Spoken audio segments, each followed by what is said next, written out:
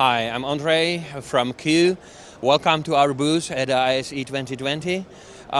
Here we are showing our traditional portfolio of control system solutions. So here you can see typical products we are having in our offer for almost 3 decades.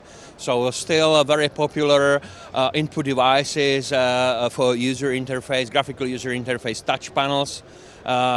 Some small keypads we are using for our small installations or small solutions, and it goes farther here to the right side where you can see some examples of our controllers doing different jobs, interfacing with many different standards you can find in building automation today. So we do have a support for KNX, as you can see here, or DMX, and many others.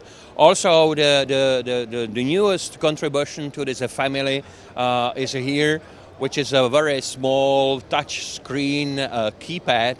So it's not a full power touch panel like others, but you can use it as a very price cost effective solution for small entry-level installations. If you want to learn more, please join us here at our booth. You are very welcome. Thank you.